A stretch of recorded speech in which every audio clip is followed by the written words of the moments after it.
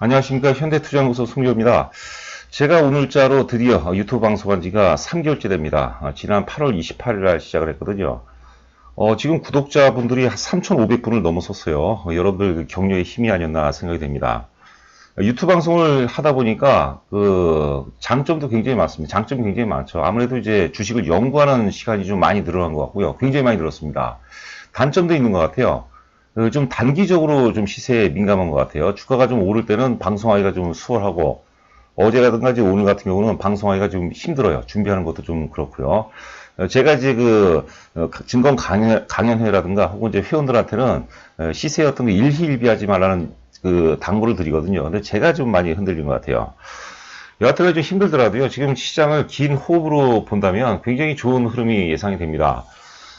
시장은요, 제가 구차하게 사실 뭐 여러 가지도 필요 없고 결정적인 것은 뭐냐면 지난주 이제 수요일하고 목요일이었죠. 이틀간의 투매로 인해서 시장이 최악의 구간을 통과했다고 보시면 될 것 같아요. 외국인 매도도 오늘 보니까 이제 16일째 매도가 이어지고 있는데, 특히 이제 지난주 금요일 날 외국인이 8천억 이상 순매도했죠. 지난주 금요일이 일단 매도의 어떤 클라이막스죠. 우리가 세일링 클라이막스라고 하는데 그 구간을 통과했기 때문에 이후는 지금 어제 오늘 같은 경우는 여진이라고 생각하면 될 것 같아요. 그리고 외국인들은 결국은 다시 주식을 채워넣을 수밖에 없는 그런 환경입니다. 그러니까 거기에 대비한 그런 전략들이 좀 바람직하지 않을까 생각이 됩니다. 오늘은 이제 제가 바이오 테마를 준비를 했는데요. 특히 이제 한올 바이오 파마에 대해서 한번 재조명을 해보도록 하겠고요. 지금 이제 바이오 테마 내에서도 뭐 다른 데도 마찬가지지만 주도주들이 계속 변화하고 있죠. 기본적으로 우리가 주도주 하면은 뭐 메지온이라든가 HLB를 들었었는데, 그들이 이제 한번 고점을 형성한 다음에 지금 기술적으로 좀 상처를 좀 입었어요. 좀 시간이 좀 걸린다고 보고, 새로운 어떤 바이오 영웅들의 탄생을 준비하고 있다고 이제 봐야 되겠죠. 그래서 소제목으로 HLB라든가 메지온을 이은 새로운 바이오 영웅을 찾아라는 주제로 준비해 봤고요. 그리고 제가 예전에 바이오 주도주 내비게이션이라는 것을 여러분들께 소개해드린 적이 있습니다. 제가 만든 이런 어떤 툴이라고 할까, 투자 툴은 그런 여러분들 국내에 전혀 없는 걸 제가 독자적으로 만든 거죠. 뭐 세계에도 전혀 없는 저만의 어떤 독특한 툴이라고 보시면 되겠고, 그게 또 어렵지가 않아요. 굉장히 쉽게 또 이해가 갈 겁니다. 자, 그래서 이제 알테오진이라든가 레고캠 바이오, 기타 이제 바이오 톡스텍 혹은 이제 NK맥스 이런 종목들을 살펴보도록 하겠습니다. 그리고 이제 잠시 안내 말씀드리면요. 금주 강연에는 청담동 리베라 호텔에서 개최가 됩니다. 일요일이죠, 일요일 날 이제 오후 2시부터 5시. 그리고 내용은 뭐 여러 가지가 있는데, 하여튼 내년도 2020년도 최고의 포트폴리오 5종목을 공개할 예정이거든요. 나름대로 뭐 많이 준비를 했습니다. 유튜브 방송에서는 사실 상당 부분 한계가 있겠죠. 주식을 이렇게 이제 급등주를 아는 거하고 사실 실제 우리가 수익을 올리는 거하고는 천차만별 완전히 차이가 있습니다. 어떤 같이 호흡을 하고 눈을 마주치면서 느낌을 전하는 그런 시간이 좀 됐으면 하는 바람이고요. 지방에서도 많이 와요. 지난주는 보니까 마산에서도 오시고, 지지난주는 뭐 제주도에서까지 오시거든요. 많은 참석 당부드리고요. 자, 여기 이제 바이오 주도주 내비게이션입니다. 우리가 주도주 내비게이션인 건 뭐 다 아시죠? 주도주의 방향을 알려주는 거죠. 제가 만들어도 좀 투박하지만 제가 생각해도 잘 만든 것 같아요. 자, 하여튼 기준은 바이오의 어떤 인덱스 역할을 하는 게, 기존에는 이제 셀트리온인데 셀트리온에서 삼성 바이오로직스로 넘어갔다고 이제 보는 거죠. 그게 이제 10월 23일입니다. 갭 상승이 일어난 거죠. 갭 상승은, 갭 돌파, 갭 상승은 어떤 수급의 병목 구간이 해소가 되는 지역이요. 저는 이제 개인적으로 삼성 바이오로직스가 기존에 이제 셀트리온이 좀 눌렸다가 내가 셀트리온 제끼고 내가 이제 왕이다라고 이제 선언한 그런 날인 것 같아요. 10월 23일 날을 한번 여러분께서 체크해 보시기 바라고요. 자, 주도주 내비게이션, 이번에는 이제 제가 오늘은 일자별로 정리를 해봤습니다. 사실 여기 아래 보시면 주도주는 국면을 돌파하고 후속주를 견인한다고 했어요. 이거 굉장히 깊이 있는 의미입니다. 투자 초보분들은 잘 이해가 안 되시겠지만, 여하튼간에 국면을 돌파한다는 것은 그동안에 8월 6일 날이 바이오의 절대 바닥이었는데, 그 전까지는 다 약세 국면이었죠. 뭐 시장도 마찬가지고. 그런데 그 약세 국면에서 가장 먼저 상승을 시도한 종목이 있어요. 그게 바로 이제 사실 국면 돌파주고 실제적인 어떤 주도주입니다. 그게 사실은 알테오젠이었어요. 알테오젠이 메지온이라든가 HLB보다 먼저 출발했습니다. 그래서 제가 지금 알테오젠도 굉장히 아끼는 이유 중에 하나가 그거예요. 그리고 알테오젠은 아직 피날레가 안 나왔죠. 본격 랠리가 안 됐습니다. 왜냐하면 지금 신고가 부근이거든요. 뭐 이따 우리가 살펴보도록 하겠고요. 두 번째 돌파한 게 메이지온이 HLB보다 4일 먼저 돌파를 했습니다. 이것도 사실 주도주 논리에서 굉장히 중요한 거예요. 물론 이게 다는 아니죠. 이거 하나 갖고 우리가 전체를 판단하면 안 되죠.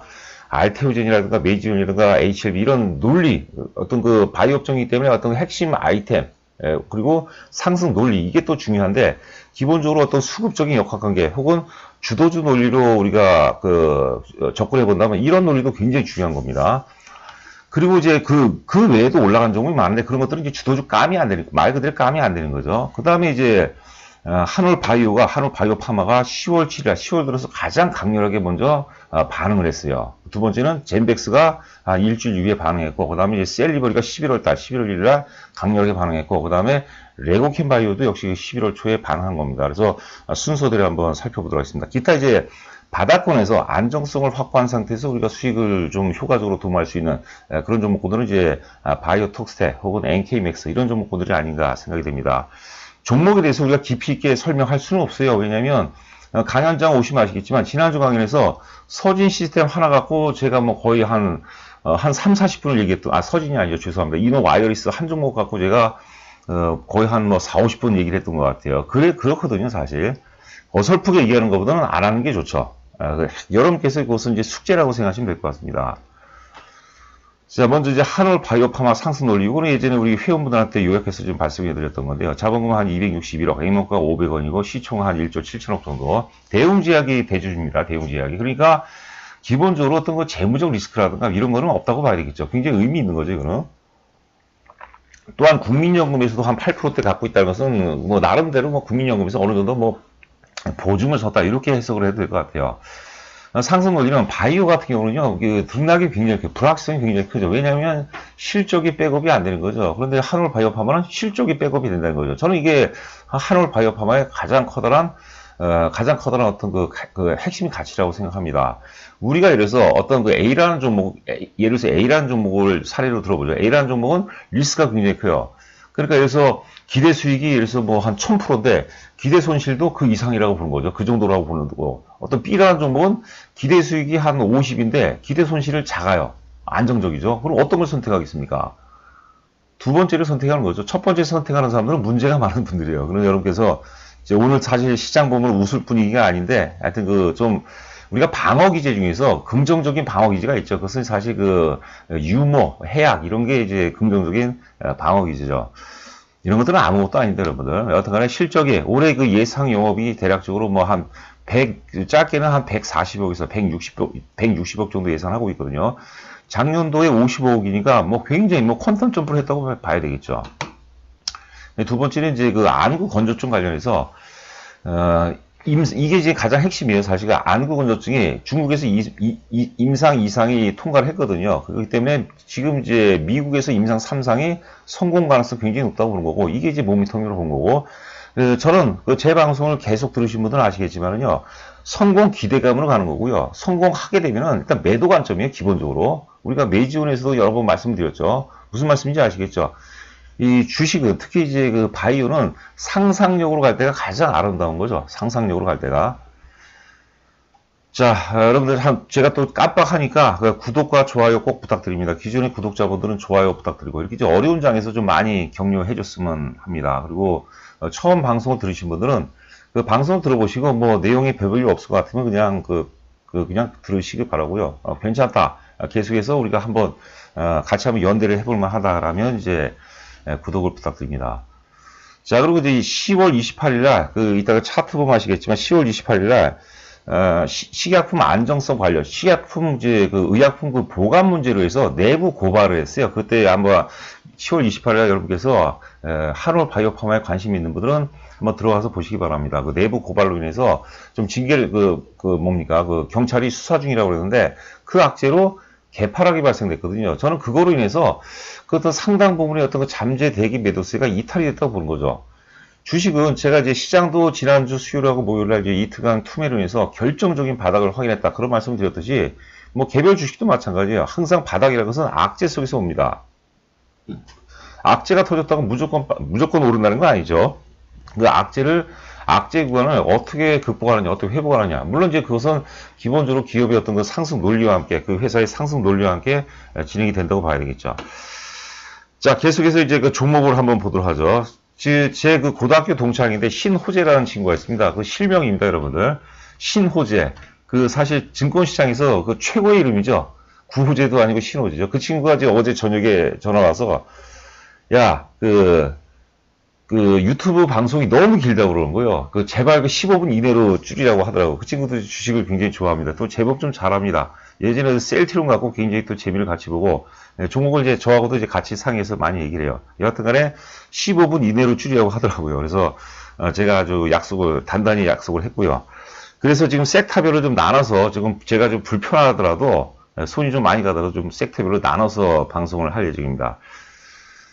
자, 먼저 한올 바이오 파마 한번 보도록 하죠. 지금 시장 흐름을 가죠. 시장은 지금 그 코스피 시장은 다 7포인트 정도 빠지고 있네요. 코스닥 시장은 제법 많이 빠지고 있습니다. 한 1% 가까이 빠지고 있는데, 자, 뭐 나름대로 한올 바이오 파마는 굉장히 견조한 흐름이고요.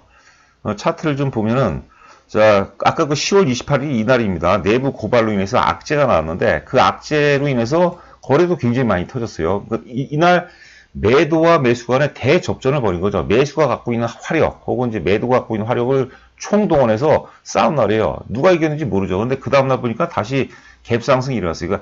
그러니까 그 다음날 갭 상승 하나로 우리가 한올 바이오 파마 전체를 판단하면 안 되겠지만 그 과정에서도 약간 우여곡절이 좀 있었어요. 이런 날 같은 경우는요. 그런데 다시 이렇게 주가를 회복해 줬다는 거죠. 그것도 열악한 시장 환경 속에서 특히 지난주 수요일하고 목요일날 이틀 연속 투매에도 불구하고 이렇게 회복이 됐다는 것은 굉장히 의미가 있다 이렇게 보시면 될 것 같아요.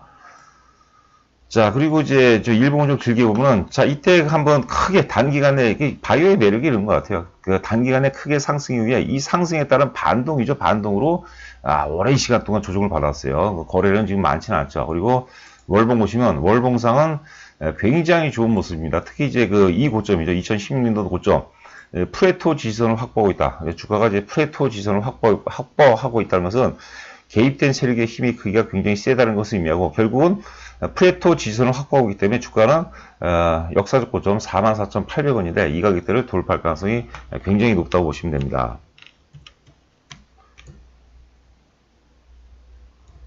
자, 다음에 이제 삼성 바이오로직스를 보죠. 자, 삼성 바이오로직스 보면은 어떻습니까? 지금 너무 길게 하고. 자, 지금 바닥은 8월 6일 날이 다 동일해요. 자, 이날이죠. 이날 10월 23일 날이 드디어 기존의 그 바이오의 권력은 셀트리온이었다면 10월 23일부로 바이오 권력이 삼성 바이오로직스로 넘어갔다고 보는 거고요. 셀트리온은 사람 나이로 따지면 제가 이것도 설명을 굉장히 많이 드립니다.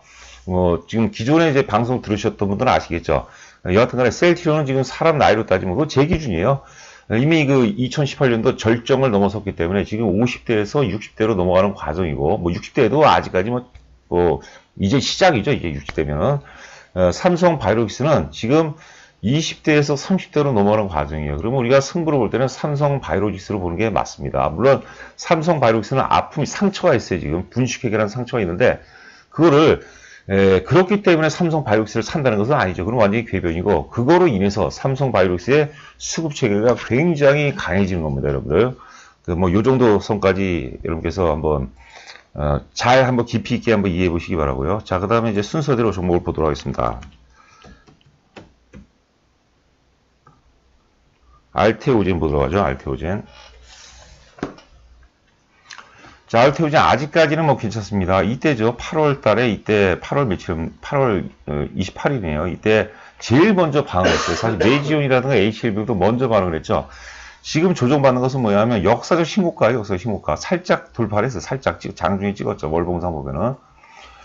주가가 역사적 고점이라는 것은 한 번도 경험해보지 못했던 거예요. 그렇지 않습니까? 우리가 군대를 들어가면 두렵잖아요. 천하의 뭐 항우 장사라도 두렵거든요. 왜? 경험을 안 해봤으니까 그런 거죠.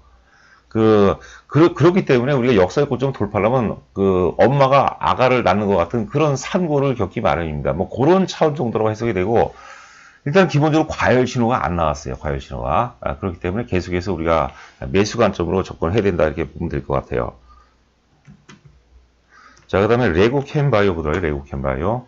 레고캠바이오 좋죠. 뭐 차기 주도주로서도 뭐 주도주급은 아니에요, 사실. 주도주급은 아니고, 뭐 하여튼 1급, 2급 후속주 정도로 봐야 되는데, 기본적으로 굉장히 안정성을 갖고 있죠. 레고캠바이오. 계속해서 관심 있게 지켜보시기 바랍니다. 자, 마지막으로 이제 그 바이오 톡스텍. 이런 것도 시장 등락에 영향을 좀 많이 받죠. 아무래도 이제 소형주고 유통 물량이 많지 않고 또 그 실적이 크게 백업이 안 됩니다. 그러다 보니까 좀 불확실성이 있는데 그만큼 또 이게 도라만 상승으로 도라만 쓴다면 굉장히 또 파워풀한 그런 시세도 기대해 볼 만한 한 종목이죠. 여하튼간에 CRO 시장의 성장성 그리고 화평법의 어떤 그 성장성. 화평법이라는 것은 정부 강제 정책이기 때문에 수요 예측이 가능한 겁니다. 그 다음에 이제 비알코올성 지방 간염, 거기에 따른 이제 성장성, 뭐 이 정도 우리가 상승 논리를 갖고 있습니다. 그 다음에 NK맥스. NK맥스는 이제 면역세포 치료제죠. 면역세포 치료제는 특히 그 회사에서는 이제 그 슈퍼 NK세포 치료제라고 하는데 NK세포라는 게 이제 면역세포를 의미하는 거죠. 여하튼간에 그 항암 치료 같은 그 플랫폼 역할을 한 겁니다. 이게 병용치료예요, 병용치료. 우리가 그래서 내가 위암에 걸렸다, 위암 치료를 받는다면 위암 치료 표적 항암제라든가 위암 면역 항암제가 있는데 그 독자적으로 치료하는 것보다는 슈퍼 NK 세포 치료제하고 병용 치료하기다. 면역력을 급증을 하는 거니까 슈퍼 NK 세포 치료제하고 병용 치료했을 때는 효과가 굉장히 좋아지다. 이런 논리거든요. 그런 것들이 이제 내년 되면은 이제 가시화가 되고, 내년, 특히 이제, 좀 빠르면은 이제 한 2분기 정도, 늦어도 빠르면 1분기 이후, 그러니까 한 3월, 4월서부터, 늦어도 6월서부터는 이슈화가 될 가능성이 높아요. 그러니까 우리 선침의 차원으로, 크게 우리가 한번 수익을 도모하는 차원에서는 한번 관심 있게 봐야 되지 않나, 이렇게 생각이 됩니다. 자, 지금 어려운 장세 속에 여러분들 그 고생이 많으십니다. 또 힘내시기 바라고요. 이런 거에 흔들려서는 안 돼요. 항상 드리는 말씀이 있죠. 흔들릴 때 흔들려서는 절대로 우리가 프로가 될 수 없는 겁니다. 자, 시세에 일희일비하지 마시고 시장은 양호한 흐름입니다. 외국인이 이제 어떤 순매수로 전환될 가능성이 굉장히 높다고 보거든요. 힘내시기 바라고 방송 마치도록 하겠습니다. 자, 구독과 좋아요 부탁드립니다. 감사합니다.